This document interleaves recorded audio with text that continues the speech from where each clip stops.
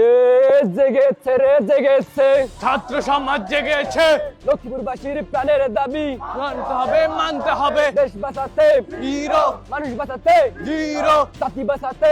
Zero. এ বাবা দাঁড়াও।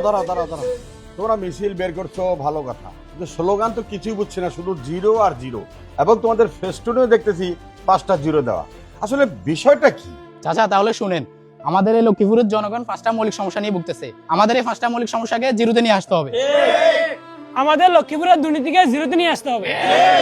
কর্মসংস্থান তৈরি করে বেকারত্বকে জিরোতে নিয়ে আসতে হবে। মানুষের নিরাপত্তা নিশ্চিত করে সন্ত্রাসী কার্যক্রম জিরোতে নিয়ে আসতে হবে। শতভাগ স্যানিটেশন, বর্জ্যমুক্ত শহর ও নিরাপদ পানি নিশ্চিত করে স্বাস্থ্য ঝুঁকি জিরোতে নিয়ে আসতে হবে। সবুজ পরিবেশ তৈরির জন্য পরিবেশ দূষণকে জিরোতে নিয়ে আসতে হবে। বাহ, মিলে গেল।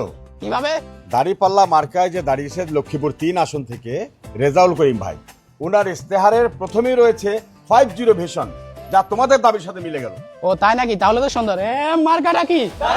সবার সেরা লক্ষ্মীপুরে 3 আসনে রেজাউল ভাইয়ের আরো জোরে সবার সেরা লক্ষ্মীপুরে। এবার সুযোগ এসেছে ন্যায় ও ইনসাফের পক্ষে ভোট দিয়ে প্রকৃত স্বাধীন দেশ গড়ার।